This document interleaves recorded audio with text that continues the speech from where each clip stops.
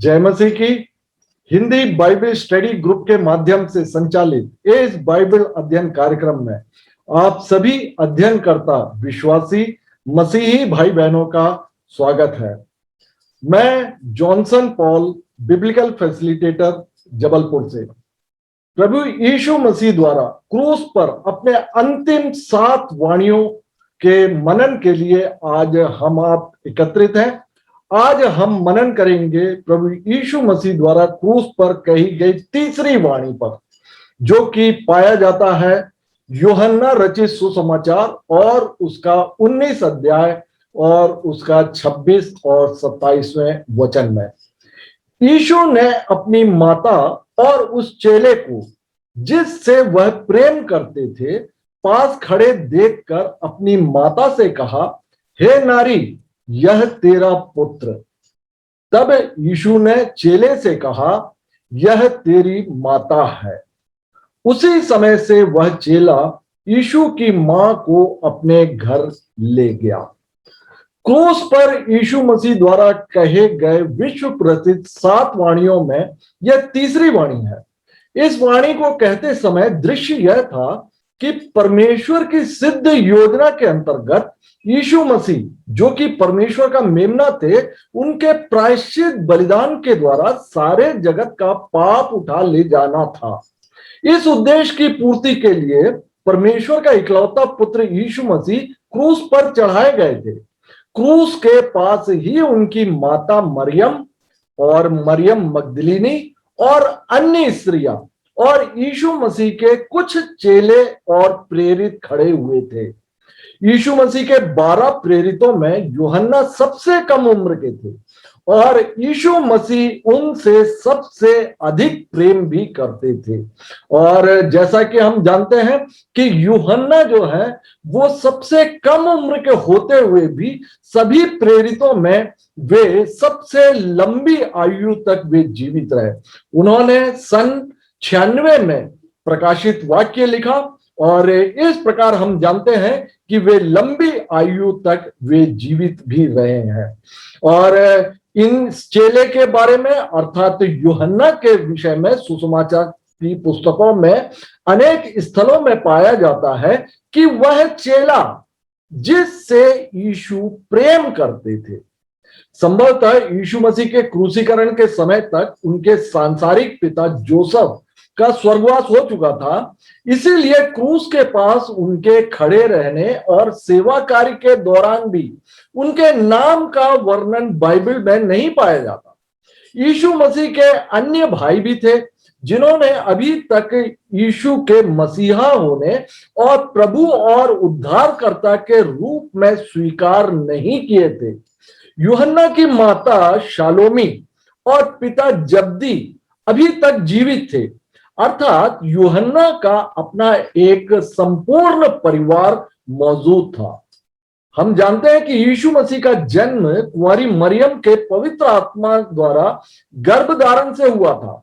माता मरियम को यीशु मसीह के जन्म के पहले ही स्वर्गदूत द्वारा कहा गया था कि देख, तू गर्भवती होगी और तू एक पुत्र को जन्म देगी, तो उसका नाम यीशु रखना। वह महान होगा और परम प्रधान परमेश्वर का पुत्र कहलाएगा। अर्थात आत्मिक रूप से यीशु मसीह मरियम के पुत्र नहीं थे, बल्कि वे परमेश्वर के पुत्र थे। जैसा कि यूहन्ना रचित सुसमाचार में यीशु मसीह के लिए बतलाया गया कि वचन अर्थात परमेश्वर का वचन देहधारी हुआ और उसने अनुग्रह और सच्चाई से परिपूर्ण होकर हमारे बीच में निवास किया। यीशु मसीह परमेश्वर के पुत्र थे, उनका संबंध परमेश्वर से ही था और वे स्वर्गीय व्यक्ति थे जिसे परमेश्वर ने अपनी विशेष इच्छा की पूर्ति के लिए इस संसार में माता मरियम के गर्भ में भेजा। और यह बात माता मरियम भी अच्छी तरह जानती थी। यीशु मसीह ने अपने चेलों से कहा था कि मेरा भोजन यह है कि अपने भेजने वाले की इच्छा के अनुसार चलूं और उसका काम पूरा करूं। यीशु मसीह ने शिक्षा दी थी कि जो मनुष्य अपनी माता या पिता को मुझसे अधिक प्रिय जानता है वह मेरे योग्य नहीं। यीशु मसीह के सेवा कार्य के दौरान हुई एक घटना का मैं वर्णन करना चाहूंगा जो कि पाया जाता है मरकुस रचित सुसमाचार और उसका 3 अध्याय और 31 से लेकर 35वें वचन में। वहां पर इस प्रकार पाया जाता है कि यीशु की माता और उनके भाई आए, वे घर के बाहर खड़े रहे और उन्होंने यीशु को बुलाया। भीड़ यीशु के आसपास बैठी थी। लोगों ने यीशु से कहा, आपकी माता और आपके भाई बाहर खड़े हैं और आपको ढूंढ रहे हैं। यीशु ने उत्तर दिया, मेरी माता और मेरे भाई कौन है? फिर जो उनके आसपास बैठे थे उन पर दृष्टि कर यीशु ने कहा, देखो मेरी माता और मेरे भाई ये ही हैं। जो कोई परमेश्वर की इच्छा पर चले वही मेरा भाई, मेरी बहन और मेरी माता है। इस घटना में भी यह देखा जा सकता है कि यीशु मसीह ने अपनी सांसारिक माता को ज्यादा महत्व नहीं दिया, बल्कि परमेश्वर की इच्छा को उन्होंने अधिक महत्व दिया। इसीलिए यीशु मसीह ने अपनी माता मरियम को क्रूस पर हे नारी कहकर संबोधित किया था, क्योंकि अब वे क्रूस पर अपने पिता परमेश्वर की इच्छा पूरी कर रहे थे। तब उनका संबंध स्वर्गीय बातों से था, सांसारिक रिश्तों में नहीं। ऐसा नहीं था कि यीशु मसीह ने अपनी माता को पहली बार हे नारी कहकर संबोधित किया था। आप देख सकते हैं, जब काना नगर के विवाह के अवसर पर जब दाखरस समाप्त हो गया, तब यीशु की माता ने यीशु से कहा, उनके पास अब दाखरस नहीं है। यीशु ने उससे कहा, हे महिला, मुझे तुझसे क्या काम? अभी मेरा समय नहीं आया है।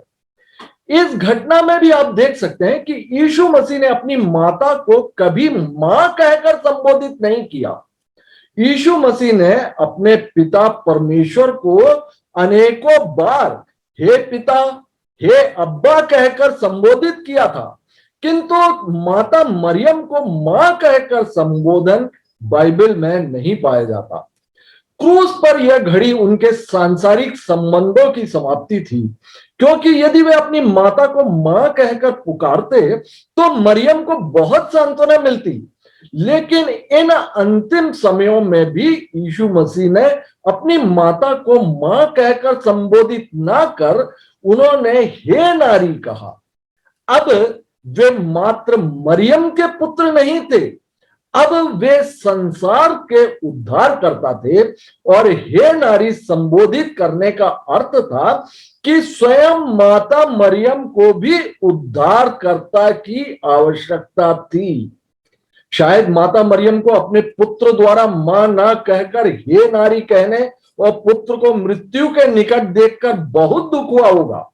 इस विषय में एक भविष्यवाणी बाइबल में माता मरियम के लिए लूका रचित सुसमाचार और उसका 2 अध्याय और 35वें वचन में पाया जाता है कि एक तलवार तेरे प्राण को भी आर पार छेद देगी। अब हम यीशु मसीह द्वारा क्रूस पर कहे गए तीसरी वाणी के दूसरे भाग में मनन करते हैं, जहां कहा गया है कि यह तेरा पुत्र है। बाइबल में यह वर्णन कि वह चेला जिससे यीशु प्रेम करते थे, इससे मालूम होता है कि वे यूहन्ना के बारे में ही कह रहे थे। यूहन्ना ने यीशु को मसीहा, प्रभु और उद्धारकर्ता स्वीकार किया था। इसीलिए यीशु मसीह अपनी माता को ऐसे ही उद्धार प्राप्त व्यक्ति को सौंपना चाहते थे, क्योंकि यीशु मसीह के भाइयों ने अभी तक यीशु को मसीहा और प्रभु और उद्धारकर्ता के रूप में स्वीकार नहीं किया था। रोमियो 10वां अध्याय और उसका 9वां और 10वें वचन में भी पाया जाता है कि यदि तू अपने मुंह से यीशु को प्रभु मानकर स्वीकार करे और अपने मन से विश्वास करे कि परमेश्वर ने उसे मरे हुओं में से जिलाया, तो तू निश्चय उद्धार पाएगा। धार्मिकता के लिए मन से विश्वास किया जाता है और उद्धार के लिए मुंह से स्वीकार किया जाता है। यीशु मसीह का वचन मत्ती रचित सुसमाचार और उसका 10वां अध्याय और 36वें वचन में पाया जाता है कि मनुष्य का शत्रु या बैरी उसके घर ही के लोग होंगे। इसी कारण यीशु मसीह ने अपने भाइयों के पास, जिन्होंने अभी तक उद्धार प्राप्त नहीं किया था, अपनी माता को ना सौंपकर उद्धार प्राप्त अपने चेले को सौंपा। उद्धार प्राप्त मसीही परिवार परमेश्वर द्वारा स्थापित एक मसीही कलीसिया कहलाता है। इसीलिए यीशु मसीह द्वारा कलीसिया की अवधारणा या विचार का यह पहला उदाहरण था जहां आपस में संगति, सहभागिता, प्रेम, सेवा भाव और क्षमा स्थित होती है। यीशु मसीह हम सबके लिए एक अगुवे भी थे। आज पास्टर्स भी परमेश्वर की भेड़ों के झुंड के लिए अगुवे हैं। जैसा बाइबल में अगुवे की योग्यता के लिए 1 तिमोथी उसका 3 अध्याय और उसके 4 वचन में पाया जाता है कि वह घर का अच्छा प्रबंध करने वाला हो। यीशु मसीह ने अपनी माता को अपने चेले यूहन्ना को सौंपकर उन्होंने एक अगुवे का भी दायित्व पूरा किया था। इसीलिए यीशु मसीह द्वारा क्रूस पर कहे गए इस तीसरी वाणी में यूहन्ना को दिखाकर अपनी माता से यह कहकर कि यह तेरा पुत्र है और यूहन्ना से यह कहकर कि यह तेरी माता है, अपने सांसारिक घर का भी अच्छा प्रबंध किया। यीशु मसीह ने अपने स्वर्गीय पिता की इच्छा को पूरी करने के साथ साथ इस संसार में अपनी माता की जिम्मेदारी को भी पूरा करने में वे विश्वास योग्य रहे। आगे की घटना बतलाते हैं कि उसी समय से वह चेला यीशु की मां को अपने घर ले गया, अर्थात माता मरियम ने अपना सांसारिक घर छोड़ दिया और उद्धार प्राप्त परिवार में वे रहने लगी। जैसा कि नया नियम में पहली कलीसिया के स्थापना के समय भी हम देखते हैं कि उद्धार प्राप्त जन एक साथ रहते थे और वे एक साथ रहकर प्रार्थना में लवलीन रहते थे और वे रोटी तोड़ते हुए सहभागिता का जीवन वे जीते थे। इस प्रकार मैं यीशु मसीह द्वारा क्रूस पर कहे गए यह तीसरी वाणी पर आज का मनन समाप्त करता हूं। प्रभु यीशु मसीह की शांति जो समझ से परे है और आनंद आप सबों के मध्य में वास करे। आमीन।